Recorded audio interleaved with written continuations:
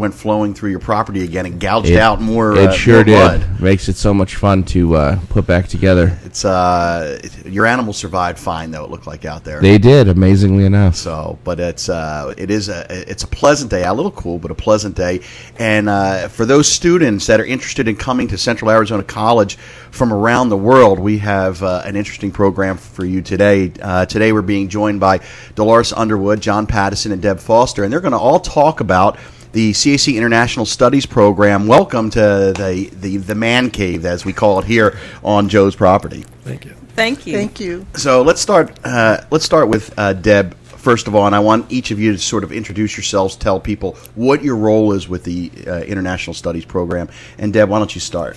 Okay, my name's Debbie Foster, and I'm the Acting Assistant Dean of Communications, Mathematics, and Learning Support. It's a long title. It is, and heavy emphasis on the acting piece, okay? But I am the academic mentor for the International Studies Program, and I was fortunate enough in 2009 to actually be one of the exchange professors for CAC. Wow. And I went to Shenyang, China for 6 months, and was there to experience the culture, the wonderful people, and I taught a couple of classes in the Foreign Studies College in English. What was the experience like for you there? It was 3-level culture shock for me. Of course, there was the Chinese culture, which I had read about, studied about, but it was a whole different ballgame when you start living in it. Then it was an urban culture. It was a city of 7 million. So, wow. Yeah, coming from Casa Grande, Tucson, and previously from the state of Texas and rural areas. So the urban piece was as much a culture shock as anything for me. And then finally the weather. We were about 4 or 5 hours from Siberia, and so I was there during the winter, and they informed me that one of the weeks I was there, it was the coldest winter they had experienced in 50 years. And so I'd never even seen a snow shovel until I was until yesterday, maybe. I was in Shenyang, China. So I will tell you that the weather was also a big culture shock for me as well. What was the temperatures like? Well, at points in time, it would get to minus 35 Fahrenheit. Oh, really? Right. And then at one point in time during a break, we went up to a city called Harbin where they have an ice festival, and they're only a couple of hours away, and it would get as low as minus 50. The whole city was done up in ice castles and all sorts of stuff. So it was a cold winter. How did you prepare for that? I didn't. In fact, when I got there, one of my mentors, one of the previous Chinese professors that had been to CAC, was so wonderful to take care of me while I was there, and she kept saying, we must get you a winter coat." And this was about the end of October, and I said, "Oh, I have my coat." And so I had this little jacket thing with a hood on it, and I thought it was plenty. She goes, "We must get you a coat." And I said, "Oh, I have a coat." "No, we must get you a coat." So she eventually took me shopping, and really we got this long parka with lots of insulation, fit very snugly and very, very tightly. And we got it the weekend before the snow started and the weather started, about November the 17th. And that was all she wrote. That's how I prepared. What was daylight like?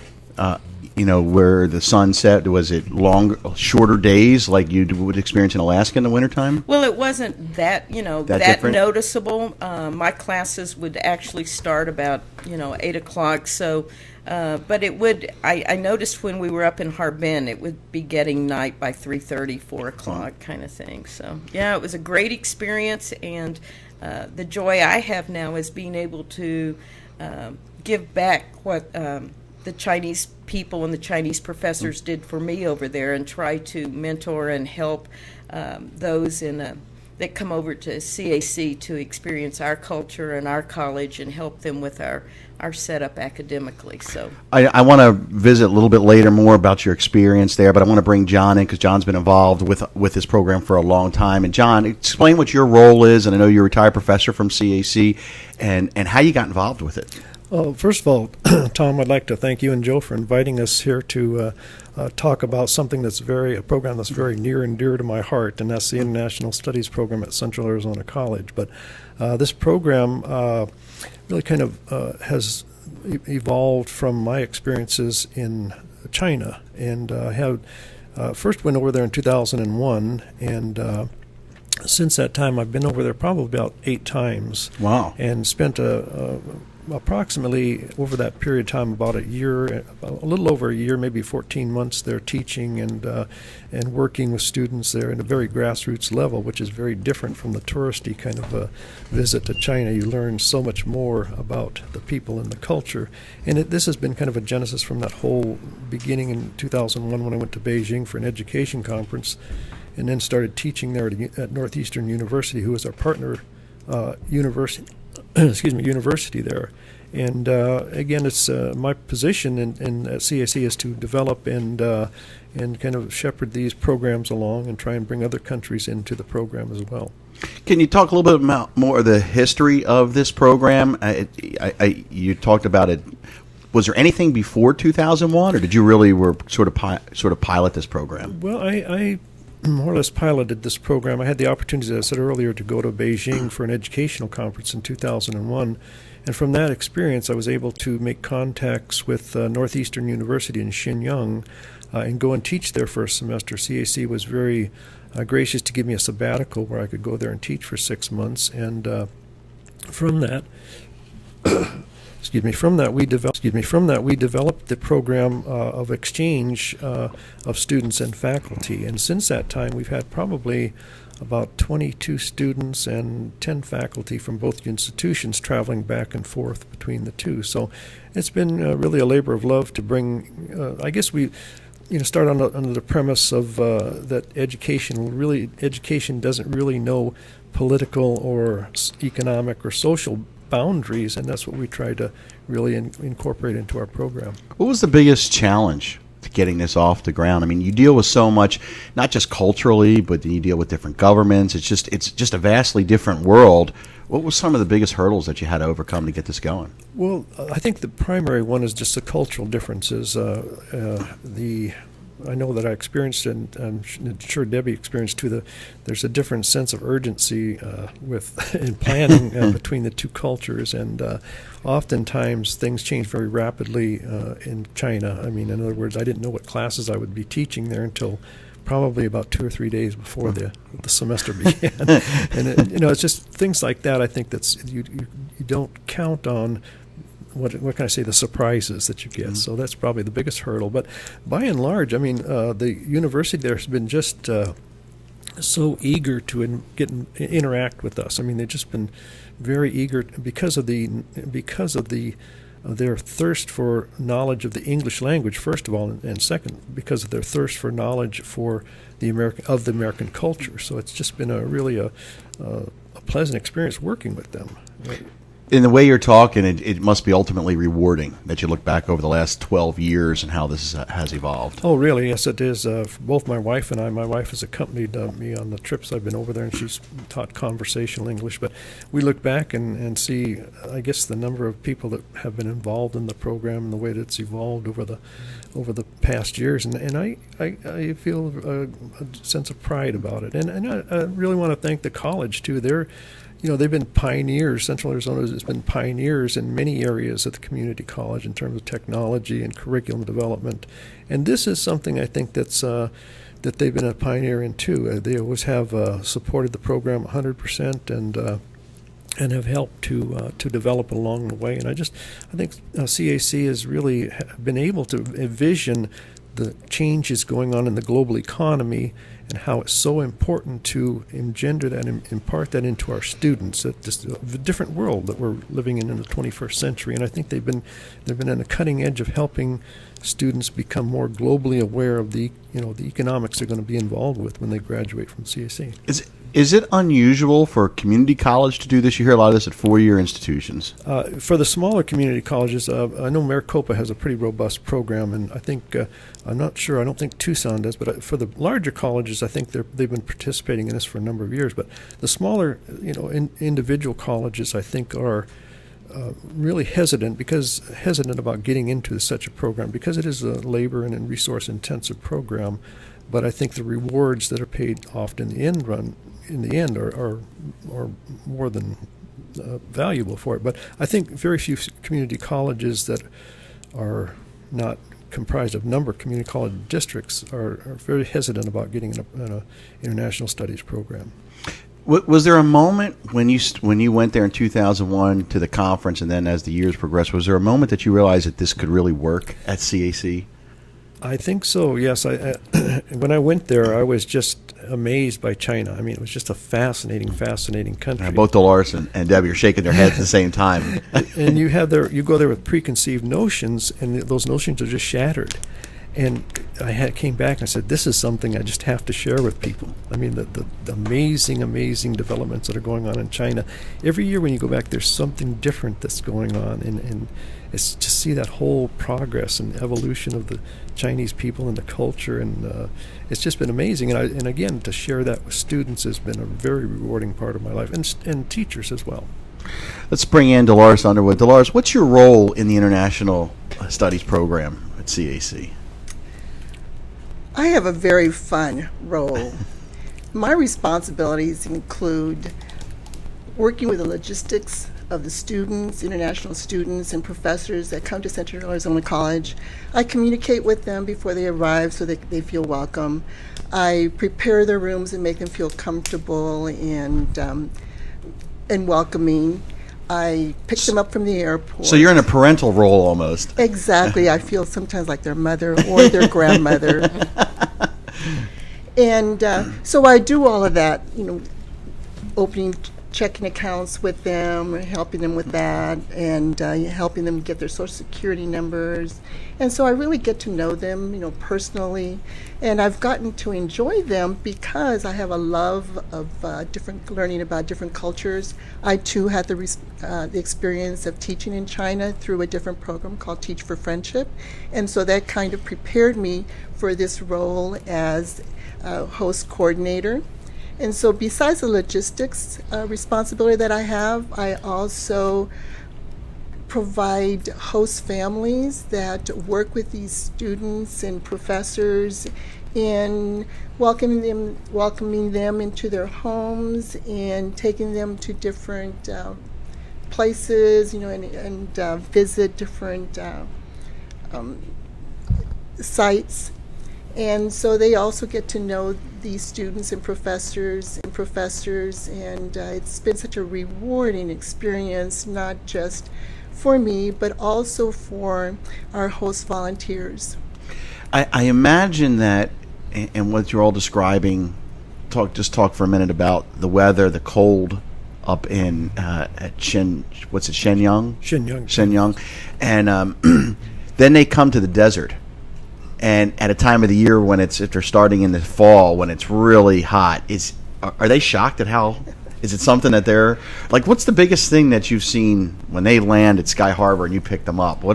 They're really shocked about the weather, but especially about the cactus. They are so fascinated with the saguaro cactus. And so I've taken them hiking and having them look at all the cactus, up close and personal. And they're just so fascinated with the landscape here in Arizona. There's no cactus out there? I was fascinated with the cactus when I moved here from In Philadelphia. China, though, there's no cactus? Probably in the desert regions. Maybe. But it's so vast. It's so different, too. I guess so. Huh? But saguaros are only here. Yes. So exactly. that's fascinating. Do any of the students ever get scared? I mean, the ones that you've come over, are they fairly sort of open, like they're here, or do they get homesick? I don't mean scared of like being here. I mean just the whole enormity of, I'm in another country, kind of like. The Chinese students tend to be a little shy, and so they need a little bit more encouragement to talk to different people. But once they become comfortable, they see us as being very welcoming and caring. And so they begin to feel accepted and begin to feel more comfortable. But yes, it's a culture shock, especially for the Chinese. For the Brazilian students, it's not as different for them. They seem to be more outgoing and, more vocal. And John, you wanted to follow up with that. Well, just to share a couple of anecdotes. The first two students that came here in 2006 were I had taught them when I was teaching at Northeastern University, but I remember picking them up at Sky Harbor when they flew in, and they came in at night. And here are these two young ladies coming off the plane. I thought to myself, what an amazing leap of faith. I mean, they got on a plane, came all the way over here, just on my word. Wow. An That is amazing incredible. leap of faith. And it was at night, and we brought them back to the dorms. And of course, it was completely dark out, but I can only imagine the shock on their face when they got up the next morning and looked out the window and saw nothing but the cactus in the desert. Because Shenyang is very much like Chicago. I mean, it's very, very green, very lush, and I could just imagine the shock on their face. But they're very adaptable. They're very, in fact, the one lady is the one young lady is at ASU right now working on her PhD in linguistics. So it's amazing how these things come about. Deb, what has been the impact of the program on CAC? Well, I think I've been able to view it not only from the standpoint of working with the CAC, with the visiting professors, where our students have the opportunity to experience the culture from a real live professor from the culture. I've also had the experience of being in the classroom and having the students in the classroom. I've had the visiting professors visit my classroom. And before or after, or both? Before or after you went to China to teach? Both. Both. Yeah, both. And what I've noticed is that our students are just very, very thirsty, some of them, to interact with those from China in particular. I haven't had the opportunity to teach when the Brazilians were here, but they would stay after class. Nobody ever stayed late after my class, but some of my students would stay late just so they could talk with the Chinese students. They would walk out with the Chinese students. They would invite the Chinese students to do different things with them, and it was just remarkable about the thirst that they would have for that. The other thing is that the Chinese students were extremely good students. They studied all the time. And so it was quite interesting, too, when they had to work in groups or group projects, and understanding the cultural differences and being able to do that with them. The other thing that I think was interesting was that I taught our intercultural communications, and I had been teaching a lot of different concepts about differences with how language is used in high context cultures like Asia, how we use language differently, how time might be used differently. It was so different for me to actually teach it and then actually live it. What happened when I came back is I could say I taught it, I lived it, but it still did not have the same impact as when the visiting Chinese professor would come to my class and verify. They would say, yes, this is how it is, this is how it works, this is how we do things. And the legitimacy of having that person. And very, very often that something would be in our textbook, and one of the one of the visiting professors would say, maybe that was China 5 years ago. It is not the China of today.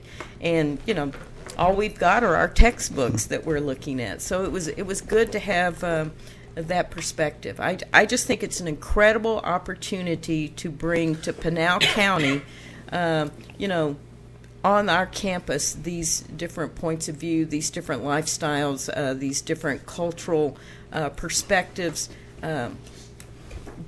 What a learning classroom when you're able to do that.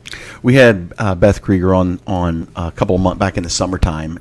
Was it summer? A couple months ago, we had her on, and she talked about her experience. And I asked her a question. I'll ask each of you the same question. I'll start with you, Deb. How did it change you going there to teach? How did it change me? Yeah, or did you change? Oh my goodness, I've never been the same since. Why? Oh, why have I never been the same since? Because that's a pretty large statement. You go through your whole life, you get to a point, and you spend 6 months over in China to teach, and you come back different. And the people I've talked to all have the same reaction, and I'm curious, how does that happen, and what changes? I think one of the things that happens is that when you're immersed in a culture, we're in the United States, we're in an American culture, you don't recognize your own culture until you go and become part of the out group. And over there, I stuck out like a sore thumb. You know, I didn't speak the language. When I left the campus, I was, on my own. I looked different. I sound different. I hunted for different kinds of foods, perhaps.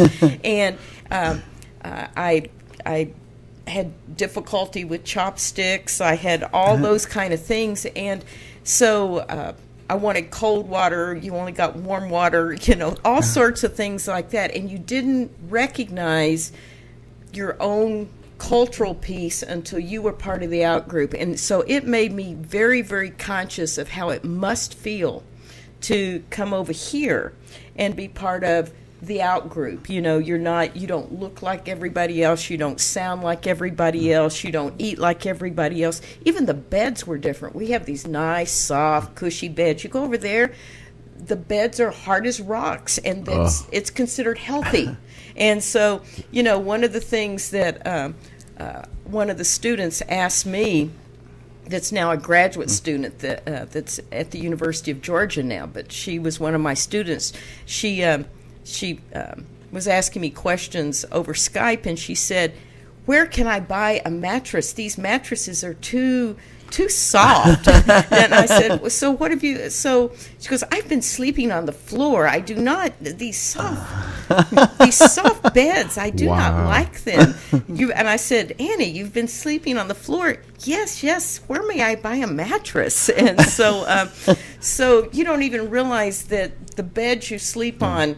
We know about chopsticks and knives and forks, but I think the thing that really made me different was not only did I learn about another culture, I became so much aware of my own culture, and being able to look through a different set of lens and eyes that perhaps I've never been able to look through again.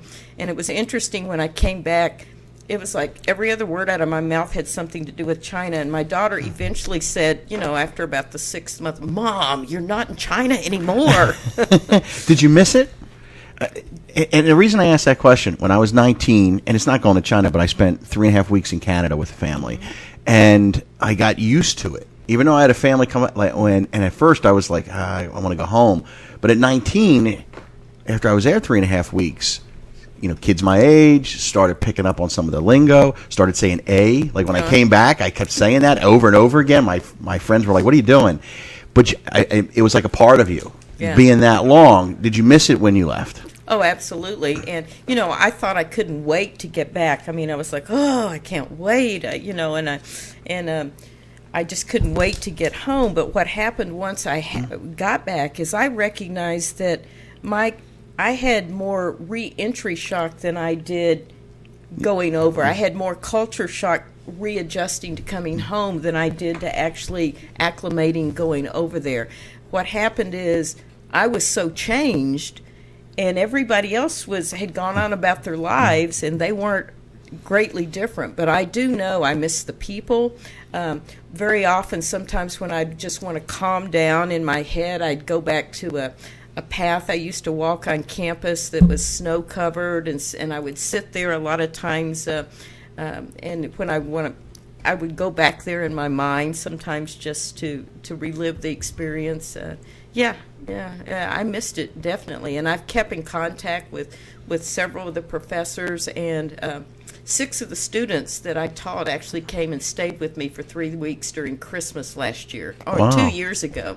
They had come over for 1 year, their senior year, and had nowhere to go during the Christmas holidays, so they all came to my house. Oh, that must have been fun. It was fun. It was a little. We had sort of talked about. I said, I'm off from here to here, and I gave a time date, and thinking they'd pick a week they'd come, but we had a little bit of a communication breakdown, and they just came for the whole time. but we had a great time. Oh, that's awesome. You're listening to CAC Live. Tom DiCamillo, Joe Carrero. We're talking about the CAC International Studies Program, visiting with Deb Foster, John Pattison, and Dolores Underwood. And John, you've been there, obviously, you said a number of times teaching. How did it change you? And going back, do you change each time, or do you kind of feel part of you is in China all the time? Well, yeah, I think that both things are true, and I go along with what Debbie said. I mean, I felt profoundly changed, and every time I go over there, I come back with a new realization. It really is because of the emphasis that is placed on education in China. Education there is a privilege, not a right, which is very different from America. One of my colleagues there explained it to me like education in China is like a very wide road that funnels down into a very narrow bridge, and that bridge is college. And it's just a continuous winnowing out process to get to the best and the brightest to go to the college. And so therefore there's a different emphasis placed on college and education. I had a chance to visit elementary schools, middle schools, and high schools, as well as teach at the university. But just you wouldn't believe how, for example, they have in first, second, third grade, they may have 50 students in a class, and there's no such thing as absenteeism. It's just not, or being unprepared. It's just not a fact of life, because if they do, they become part of the winnowing out process. And it's just amazing to see the emphasis that's placed on education and learning English. I mean, children learn English from first grade on over in China, and I imagine it's that way in many countries. But to see the emphasis that's placed on education, to me, I guess I came back expecting more from my students after having seen what other students do. For a point of reference is that the students there in the Northeastern University live in a very small dorm, and there's 8 students to a room, and they sleep like in tiers, and with one small table between them. And there's a very strong collaborative, interactive group. I mean, they stay together in cadres, and they'll go through all 4 years in the same cadre with the same group of students. And just as kind of you get those little epiphanies every once in a while. And when I was there my first year, we were there in the wintertime, and it was snowed one Sunday night. And when I got up Monday morning to go to my class, here's every student in the university out there shoveling snow, chipping ice, and clearing away the snow. And when I got to class later on, I said, why do you do that? I mean, I can imagine what. Yeah, we're looking for snow days. I could imagine what would happen back in the United States if I asked my students to shovel snow. I mean, but they said it's my duty. It's our duty. It's part of education. And I don't know.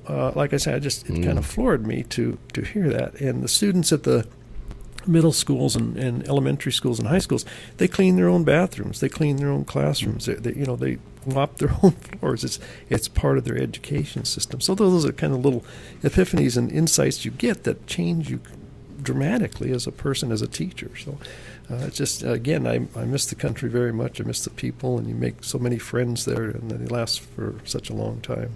We're going to take a short break. We come back, we're going to talk with Dolores a little bit more about her experiences in China, and then we're going to take some phone calls from the audience. You're listening to CAC Live on KQCK in the Santan Valley. Are you experiencing computer problems? Is your computer running slow, bogged down with viruses and spyware? You need a reliable and knowledgeable, trustworthy computer service company. Contact Computers, Networks, and More, located in Santan Valley. Get your computer or laptop running in top condition by a certified technician with 20-plus years experience and beta tester from Microsoft. Computers, Networks, and More provides repairs and solutions to any computer-related issue, whether it's software, installation, troubleshooting, updates, or tune-ups. You can trust Computers, Networks, and More. Contact Jeff Monday through Saturday, 8 a.m. to 7 p.m. to schedule an appointment. We can have you up and running quickly, usually within 48 hours. Located in Santan Valley, Computers, Networks, and More. We're here for you. Contact Jeff at 480-729-8899. That's 480-729-8899. Our family pets are such a big part of our lives. That's why Kelly's Critter Clips of Queen Creek and Sun Lakes has been providing pet grooming services for over 10 years. Your dog's comfort is very important to us, so we take the time to treat your pet with care, love, and professional attention it deserves. We welcome any size and breed and feature shampoo and conditioning, styling, flea and tick dips, ear cleaning, nail trimming, and so many other services that will leave your pet looking good and smelling good and feeling great, all at an affordable price. Located in Queen Creek and Sun Lakes, call now for an appointment, 480-655-5066. Kelly's Critter Clips. When you visit Hill Family Dentistry in Santan Valley, dentist Dr. Tim Hill provides each patient with personalized, gentle care that you deserve. Our entire team is dedicated to providing you and your family with services that will make you smile. With a full range of general, cosmetic, and specialty dentistry services that will keep you and your family smiling. Our commitment to our community is to provide outstanding oral health. Hill Family Dentistry is located on 36359 Gansell Road in Santan Valley, diagonally across from Banner Ironwood Hospital. Evening and weekend appointments available. We accept most insurances and have in-office policies available for non-insured. Contact us today at 480-588-8127. Hill Family Dentistry. Are you ready to start taking control of your future and maximize your earning potential? Central Arizona College has smaller class sizes and personalized attention to help you compete in today's tough job market. CAC now serves Santan Valley and Queen Creek. The CAC Santan Center is located in the shops at Copper Basin on Hunt Highway, behind Barrow's Pizza. Stop in and see how taking classes at CAC costs a fraction of a state university, and your credits can transfer. So, if you want to earn real money, you need to learn real skills at Central Arizona College. Enroll in classes today by calling 480-677-7825 or visit www.centralaz.edu or call 480-677-7825 or visit www.centralaz.edu. Central Arizona College, your college, your way. As a small business owner, you need to make every dollar count. Phone services are the first indication of quality your customers see in your business. Get all the latest features at a great monthly cost that can save you money and project your business as a professional entity. Call Zentris Communications at 1-877-ZENTRIS. That's 1-877-936-8727. That's 1-877-936-8727. Alrighty, this is Joe. You're listening to KQCK radio station out here in the beautiful Santan Valley, Queen Creek, Phoenix, and the world. And of course, we are on CAC Live right now with Tom DiCamillo and some special guests talking about the International Studies program out here at the college. If you want to call in, we're taking calls now at 480-745-1033. Call in and shoot some questions out their way. Take it away, Tom. And we're going to talk with Dolores Underwood a little bit more about her experience in China. And when did you actually go over to teach here? You said you went with a little different program before you got involved with CAC. The first time I went was during the summer in 2001. And so after that, I went 2 more times. I taught at a university in Wuhan, and this was to incoming sophomore university students. And I taught oral language development. And what fascinated me the most was their love of learning. When I would give them an assignment to do, if it was 1 page to read, they would read the page like 3 or 4 times. Or they would read 3 or 4 pages. And so that just totally amazed me. You know, they were like sponges. They wanted to learn, and they worked so hard. If we had breaks, it would be like a 15-minute break, but nobody would go on break. They would stay there and they would study in the classroom. So their love of learning and their respect for educators, just totally fascinated me. As a long-term educator, retired educator now, they treated me like a queen. I was I was their professor, and they were respectful, and there was nothing they couldn't do for me, to ensure that I knew that they appreciated everything that I taught them. They wanted to constantly study, and they were asking questions, and they were like sponges. It's almost like, and I've heard this a couple times, almost like you're rock stars if your teachers over there. When you saw the students out, maybe you passed them on the street or on campus, was there almost like, sometimes college students or high schools, we avoid our teachers a lot of times, but it sounds like they would almost seek you out, like, hi, I'm here. Definitely, because they wanted to practice their English. Although they were fluent when it came to writing or reading, they weren't when it came to speaking, because they didn't have that experience. And so they wanted to spend time with us. They wanted to go shopping with us or walk us to our apartment, just so they could have the practice, of speaking English. And with me, they were really fascinated with me too, because they thought that Americans were mostly blonde, blue-eyed, and so and being Hispanic, they were kind of a little embarrassed. They didn't know how to ask me, and one of them actually finally ended up saying to me, "What are you?" And so I explained to him that my grandparents were from Mexico, and so then I ended up teaching them a little bit of Spanish, and they really enjoyed that. And so when they would leave the classroom, they would say, "Hasta la vista." It's fascinating. You don't think about it until you go to a culture like that, where the United States is such a mix that depending on what their perceptions, I guess, like John, you alluded to in the beginning, the perceptions of those students were probably of the United States before they came here totally different. It's probably what they see on commercials or what their government allows them to see.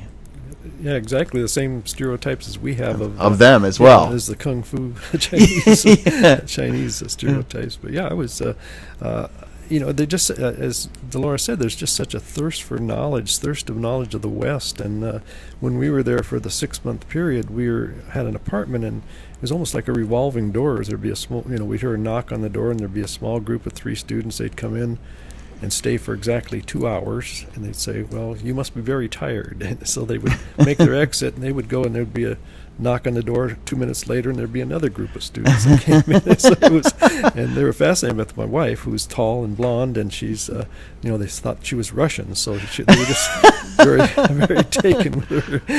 We would be in the grocery store shopping, with all of the professors, and all of a sudden there'd be people kind of getting close to us. And then we'd look up, and somebody's taking pictures of us. And they were just fascinated. And then, of course, they'd have their children come up to you and say hello in English. And they would be so proud of their children because they were practicing their English.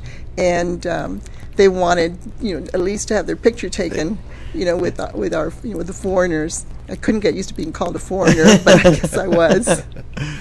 It's growing up in an area of Amish country in Pennsylvania. It was always, we didn't locally, but you see the people pulling out the cameras, taking the pictures of the Amish, which was, kind of rude to do, but it's definitely kind of fascinating. Joe, it looks like we got a caller.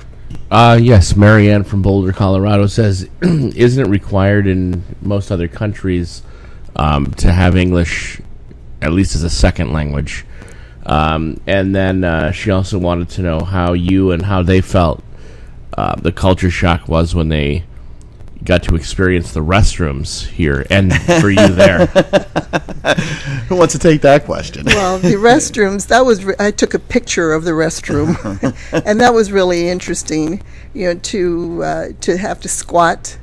And so when we would go to a different restroom, it was amazing how the Chinese would wait and not go to an English what we called Western restroom. They would wait, and they would allow us to use it. But squatting, I thought, how am I going to do that? Get up after you squat. But after a while, you do get used to it. I noticed when, my husband and I took a tour over there in 2001 before I ever went to to teach over there, and they rated their restrooms like they would be 4-star or 5-star, and they must have used a different rating system perhaps than we do. But one of the things too about that was we were provided what they called a Western apartment when we taught it over there, but which in the Western apartment basically meant that you had a toilet and a shower and the whole piece. And what do they normally have? They have a squatter. Since I've never been there, I'm not sure what that is. It's a nice piece of depending on what star it has, a nice piece of porcelain on the floor with a hole, and you squat, and some of them even have like a little flusher. What? Again, dependent on if it's a 5-star one, and so it's a squatter. But you could actually go to some of the larger department stores, and you would find there would be a couple of stalls with a Western toilet, and a couple, and then the rest would be squatters. So I guess you had to go seek those out if you're, or you just got used to. I guess you just kind of get used to it after you're there for a while. Definitely.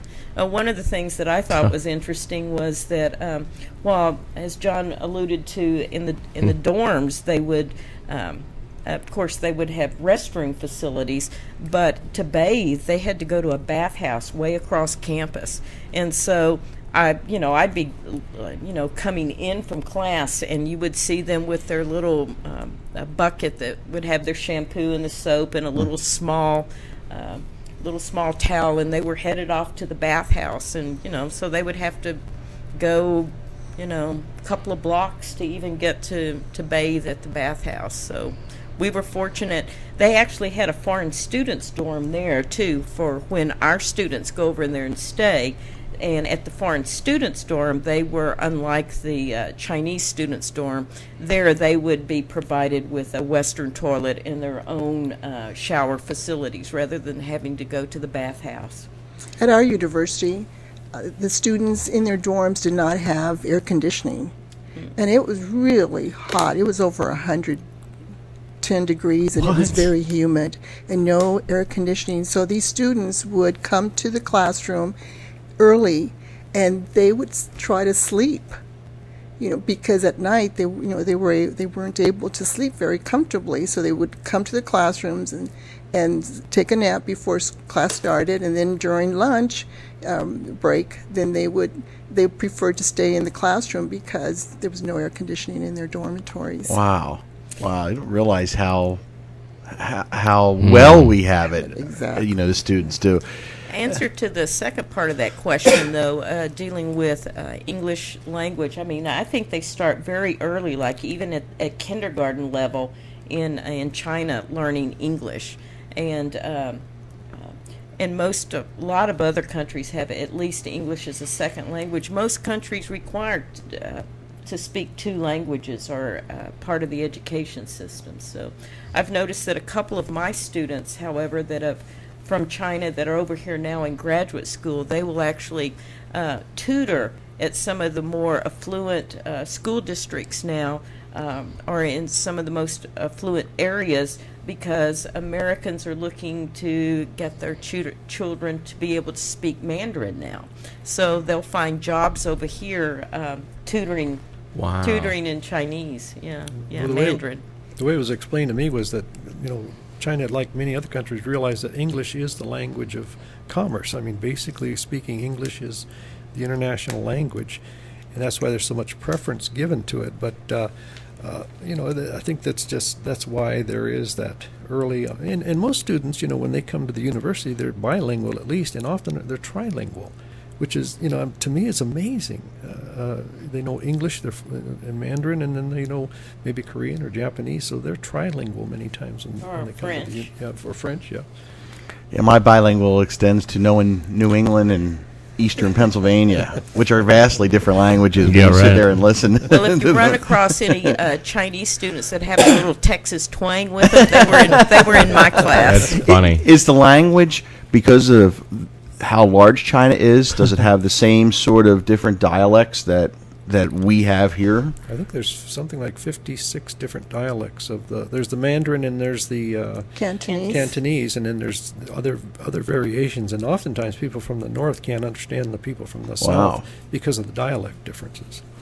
Wow, it's such a large country. I don't think people realize how big the country is. And when you said there's 7 million in Shenyang, I mean that's what, between New York and Los Angeles size? Well, actually, there's 1.3 billion people in China, and it's the same size as geographically, it's the same size as the United States.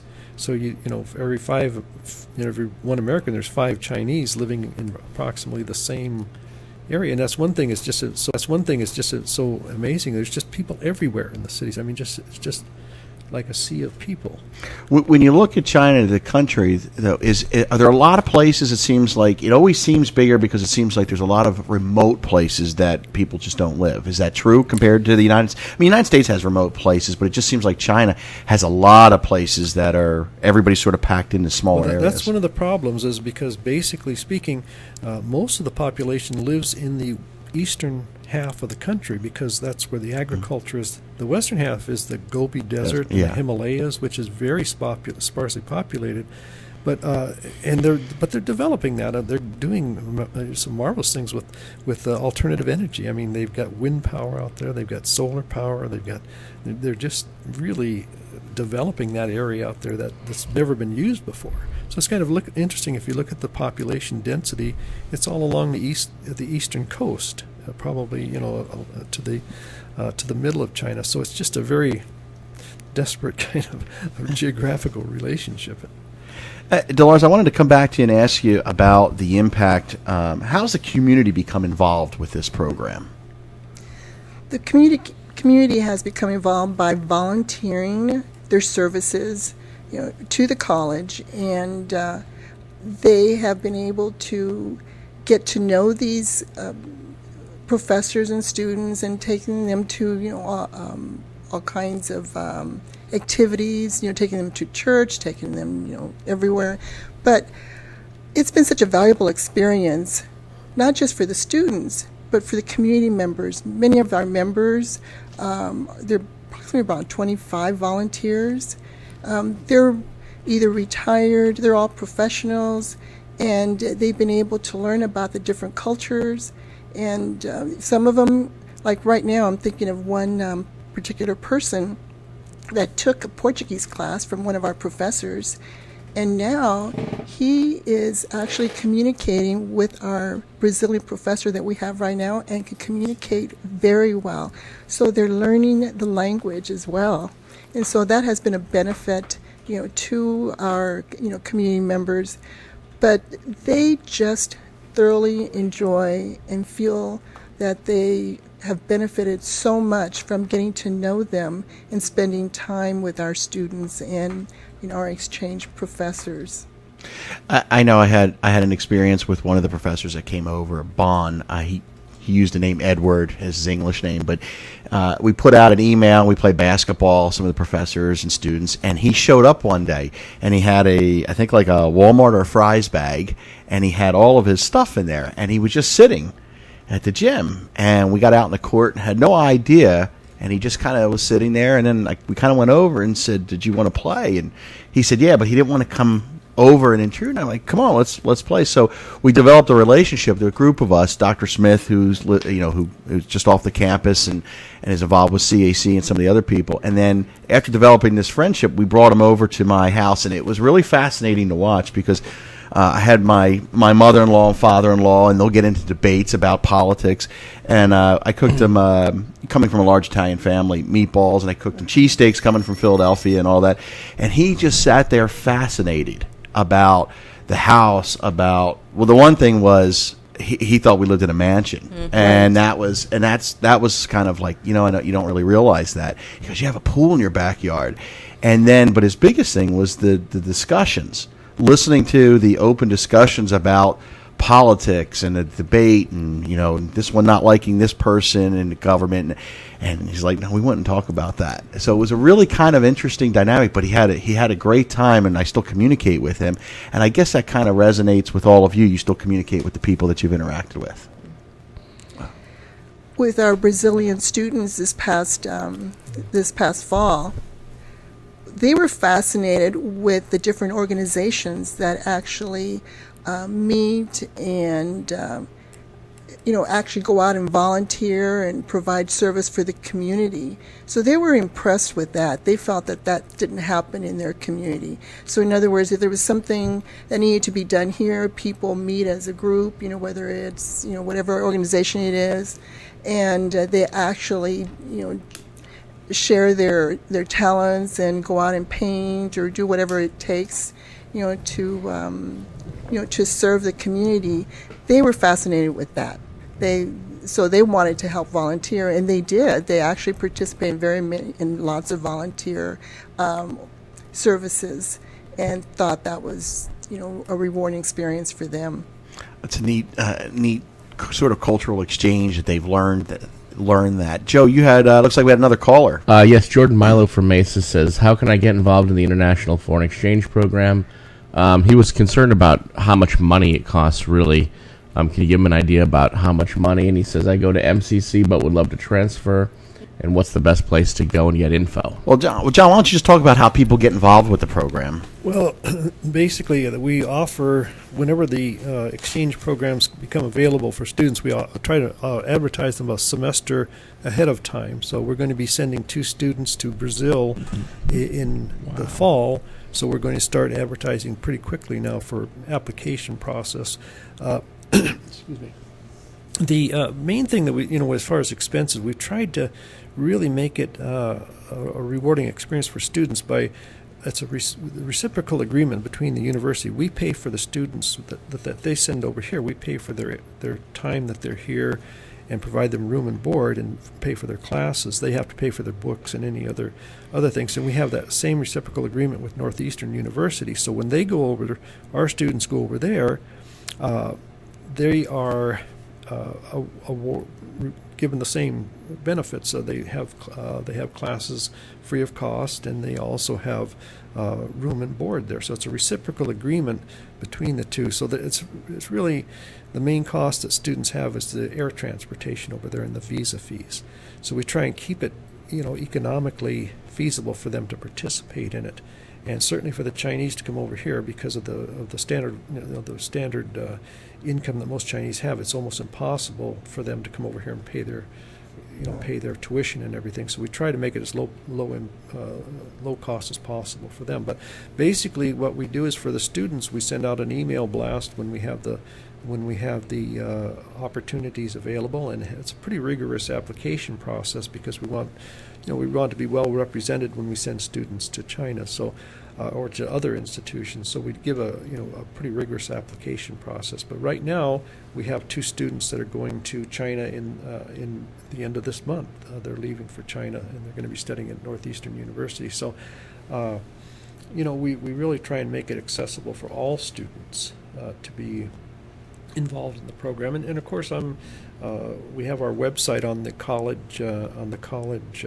college's website, and it's under International Studies and under academics, and they can get information there too about the program. What do students need to know? I mean, a lot of times when people look at these international programs, students, they're like, oh, I can go study abroad for a year. But what do they really need to know that they're getting involved, especially going to a place like China? I mean, you have to be prepared for this. It's not like you can pick up and just turn around and come back. Well, I think more than anything else is that international studies has gotten a rap of being party time. You go to a foreign country, you spend a semester there having a good time, but it's not. I mean, it's very rigorous studies. The students that go there take 3 language classes. They take spoken, written, and listening Chinese, and then they also take a cross-cultural communications class. So it's a rigorous program that they go through, and at the same time they do work with the other students that are there and have a great exchange with other students. But we try and really make it demanding on them in terms of participation. So that's probably the one thing that students need to understand, that it involves a lot on their part. Debbie, what do you think? Well, I think probably the most important thing that they need to do is, and I wish I had done it as well, is learn just a little bit of language before you go over there. One of the things that we do require our students, once they're selected, they will take the Mandarin course from our visiting Chinese professor, and they'll take the culture class from the culture professor.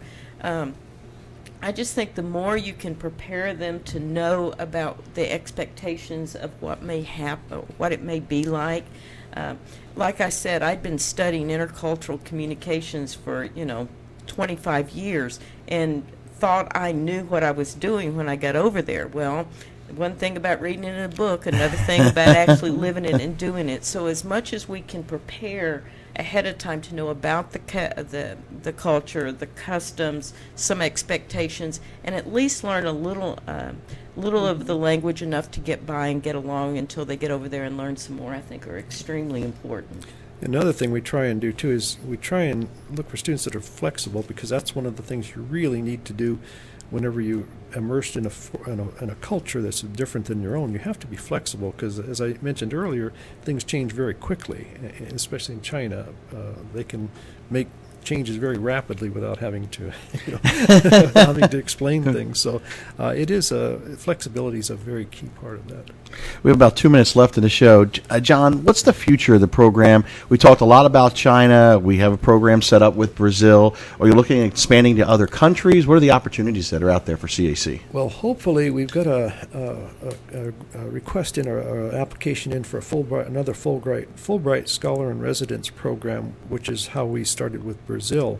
And it's looking pretty good right now for India. We're trying to get a professor to come here for a year in India, from India. But we're looking at, if we're looking at, being participants, Brazil, China, and India are the three emerging economies. And so we feel we're pretty well represented with those three entities, and give our students a pretty good feeling of what global economics is and globalization of curriculum is. So that's where we're going now. We have, as I mentioned earlier, 2 students going to Brazil in the fall, and we have now in March, one of our professors, Jenny Atkinson, will be going to teach there and work there starting the 31st of March up until July. So we're still, we're feeling our way along, but we're trying to grow the program where it has real robust international aspects to it.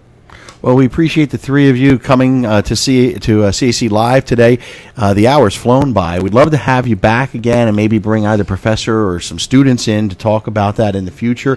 Deb Foster, John Pattison, Dolores Underwood, wanted to thank again the three of you for talking about this CAC International Studies program. If you want more information, you can check out the CAC website at centralaz.edu and then look up International Studies. And if you have any questions, John, do you want to give out some contact information, if an email or a phone or both? Sure. My contact information is, my phone number is 480-983-6600, and I'm welcome to take any questions that people have about the international program. Terrific. So, again, we appreciate our three guests today. And if there are people that are interested in the International Studies program, check us out at caccentralaz.edu. We'll catch you next week on CAC Live. Thanks for listening. For Joe Carrero, I'm Tom DiCamillo. Thanks for listening to KQCK in the Santan Valley. Are you ready to start taking control of your future and maximize your earning potential? Central Arizona College has smaller class sizes and personalized attention to help you compete in today's tough job market. CAC now serves Santan Valley and Queen Creek. The CAC Santan Center is located in the shops at Copper Basin on Hunt Highway, behind Barrow's Pizza. Stop in and see how taking classes at CAC costs a fraction of a state university, and your credits can transfer. So, if you want to earn real money, you need to learn real skills at Central Arizona College. Enroll in classes today by calling 480-677-7825 or visit www.centralaz.edu or call 480-677-7825 or visit www.centralaz.edu. Central Arizona College, your way.